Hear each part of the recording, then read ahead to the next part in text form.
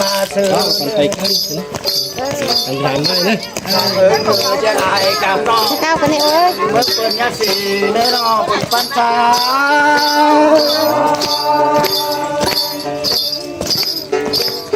ความถึงบ้าคุณถึงไปก้อนมือเผยจ้างเบาไปก้อนถึงบนป้านา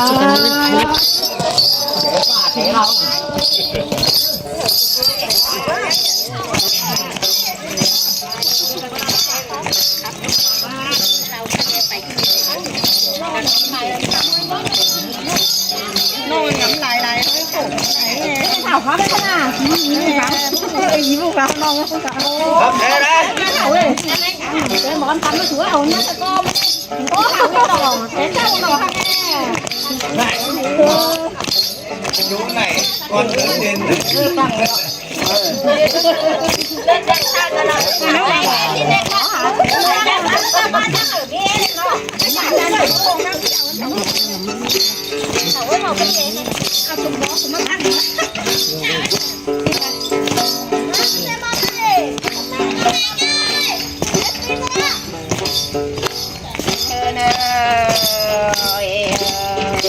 ล้อมแดงไปครับครับไปอยู่ดีละอยู่ได้เกินเองว่า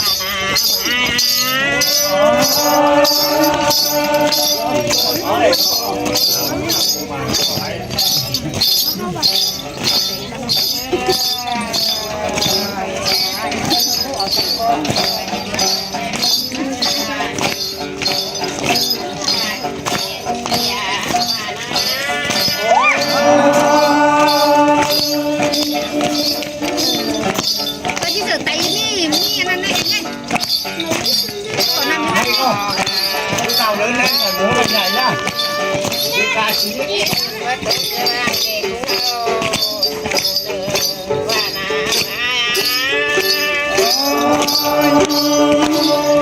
ราติโปรเน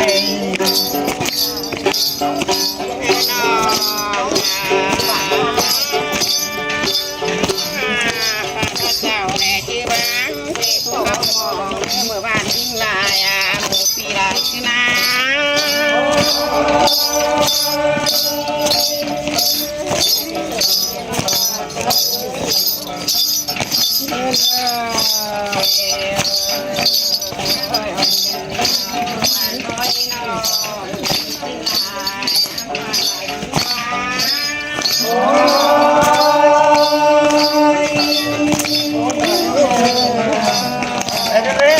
ครับนะ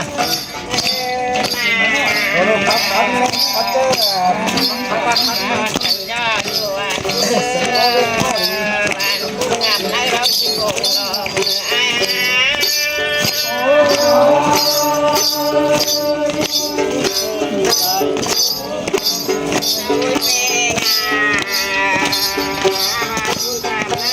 และเซตงกระหัวขากราบไป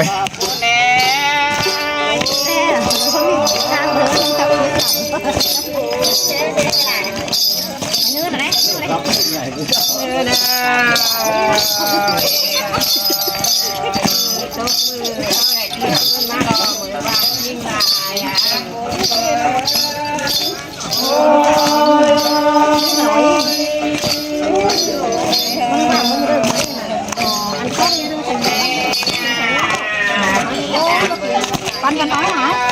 ปั่นน้ำมันพูดจาน้องเล่นว่าน้าเหมื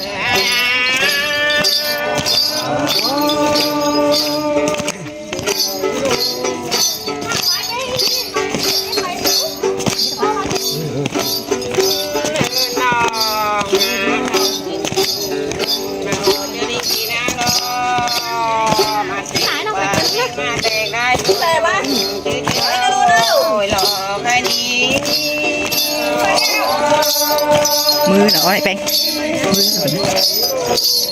ถ้าเป็นเจ้ามันลงเลย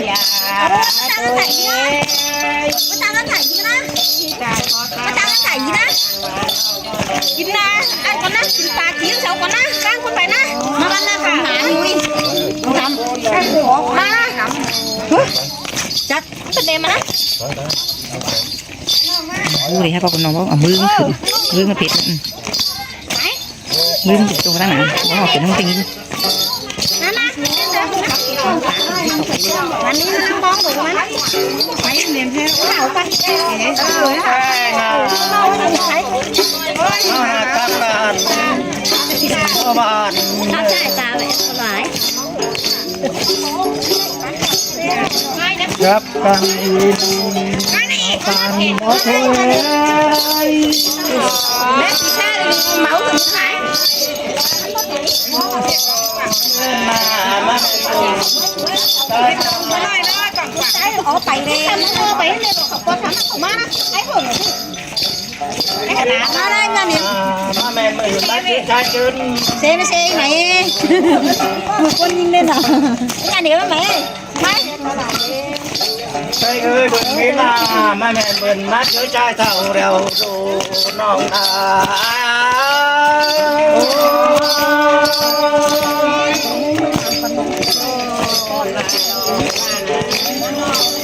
เอ้ยมาแม่เข้าเป็นเมา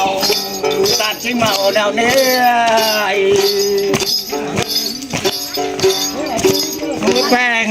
น่าเป็นข้าโดนตัดที่ขาเราน้องมา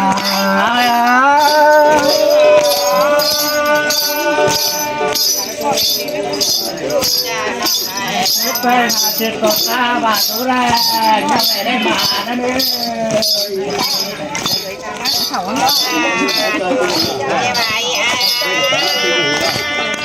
ไปนะมาเดี๋ยวมือบอดเดี๋ยวดูไม่ตามไม่มาแม่ที่ของชื่อน้องดา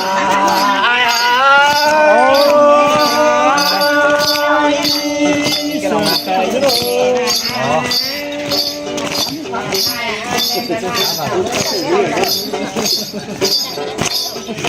สวยแล้วก็ขึ้นบ้างกันเนื้อ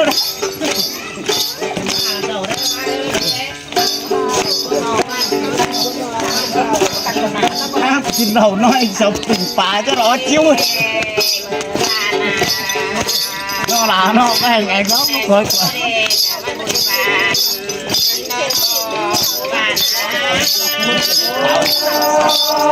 เขาบ้างไอ้ทางเขาบอกเป็นจุกหักกินตาน้อยน้อยมันมีมือเขาเองมือเปียเมื่อวาน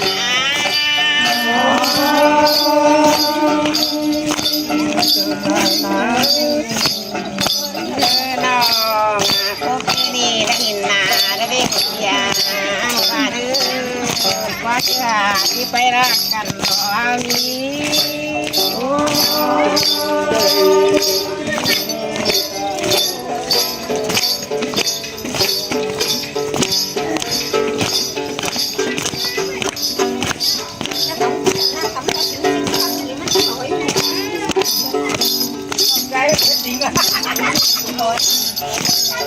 ถอยแล้วมันหนีเดิน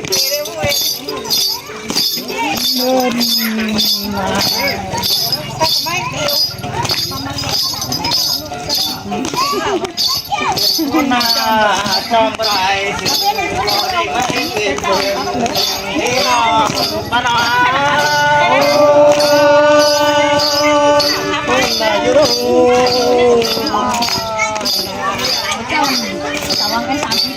แป้ง